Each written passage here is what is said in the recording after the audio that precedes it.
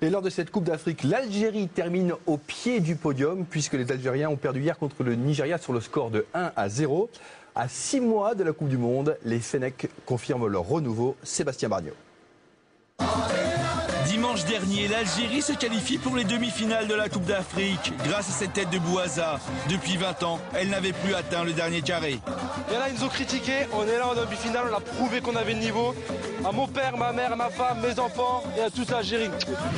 À Alger, les enfants crient, chantent et versent même quelques larmes. C'est la première fois qu'ils voient leur équipe nationale si brillante. Ça a donné un sens dans notre pays. C'est vrai que le pays évolue et le foot aussi évolue, donc ça fait plaisir pour tout le monde. La ville est en fête, des familles entières se réunissent et défilent dans les rues, tout comme ils l'avaient fait il y a 2 mois pour la qualification à la Coupe du Monde. C'est un cadeau du ciel de pouvoir rendre des milliers de gens, des millions de gens heureux. On va dire qu'on a réussi à unir tout un peuple. C'est vrai que l'Algérie en avait besoin depuis très longtemps. Je pense que ce soit par l'intermédiaire du sport, c'est vraiment une très très belle chose.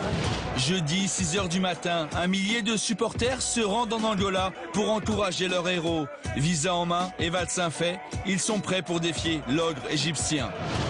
Demi-finale sous haute tension pour ces deux pays. Il y a tout juste 2 mois, les Algériens ont privé les champions d'Afrique de la prochaine Coupe du Monde. Les pharaons veulent leur revanche. À Annaba, toute la famille Boudiera est réunie. Ils apprécient la première occasion de Majid Boudiera.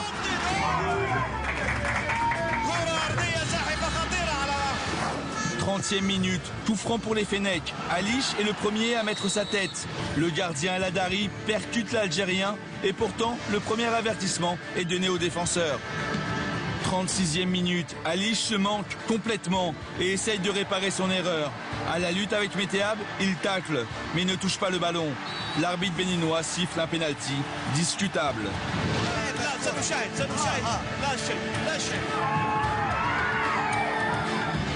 Mais la polémique s'accroît au moment où Osni s'apprête à tirer le pénalty. Monsieur Kofi Kodjia stoppe le tireur pour donner un carton jaune à Alich, alors que ça fait plus d'1 minute qu'il a sifflé la faute. 2e carton jaune, donc rouge. L'arbitre a été la vedette de ce match, notamment par l'expulsion gratuite de notre meilleur joueur, Alich en défense, et ça a complètement changé le cours du jeu.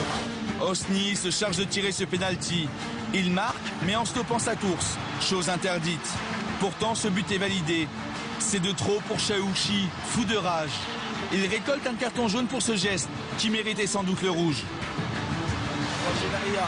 En seconde mi-temps, Zidane anéantit les espoirs de tout un peuple. 2-0. Belhadj craque à son tour. Rouge indiscutable, laissant ses partenaires à 9. Les pharaons tiennent leur revanche, inscrivant un 3e but par Abdul Shafi. Chaouchi rejoint lui aussi le vestiaire avant l'heure pour cette faute imaginaire. Finissant à 8, le cauchemar algérien peut s'arrêter après le 4e but de Nagui. La défaite est amère. Et lorsque vous avez une injustice qui est gratuite, qui est bien étudiée, planifiée par l'arbitre, je pense qu'on ne peut pas. Aujourd'hui, on a joué contre l'Égypte et contre l'arbitre. 2 adversaires impossibles à gagner. Malgré l'élimination, des milliers de supporters envahissent à nouveau les rues du pays. Leurs joueurs, eux, sont déjà aux soins. Sourire et motivation retrouvés. L'objectif, c'est bien sûr terminer sur une très bonne note. D'abord, le résultat. On va essayer de faire le résultat, ce ne sera pas facile. Il n'y a pas eu beaucoup de récupération, donc il faut savoir bien gérer le match. Hier, c'est pourtant le Nigeria qui a inscrit l'unique but de la rencontre par Obina. L'Algérie est privée de médaille, mais a enfin retrouvé un statut de grande Afrique. Merci à tous les Algériens. Merci à tous les Algériens qui ont fait le déplacement. Attends. Qu'est-ce qu'il a fait? Il a fait merci à tous les déplacements. Une chorale. Merci à tous les Algériens qui ont fait le déplacement. Merci à tous les Algériens du monde. Merci à tous ceux qui sont sortis dans la rue. On est fiers de vous. Les Algériens. Et ils seront nombreux en Afrique du Sud. Beaucoup moins drôle, Bichente. Hier matin, la Confédération africaine de football a décidé de suspendre le Togo des 2 prochaines Coupes d'Afrique pour ingérence politique. Alors là, vraiment, c'est assez hallucinant. Mais je crois qu'ils ont déjà suffisamment payé un lourd tribut et on les élimine de cette compétition Je trouve ça inacceptable, scandaleux. Moi, je suis assez déçu par cette CAN. Je suis déçu par la façon dont ça a été organisé. La sécurité n'y était pas, puisqu'il y a des dirigeants qui sont morts. Sur le jeu, sur l'arbitrage.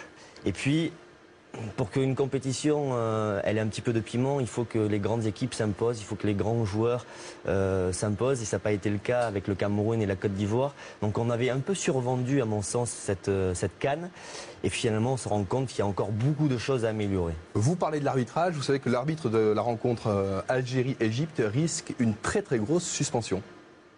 Donc il y aura peut-être des sanctions. Ouais, mais ça me paraît logique aussi.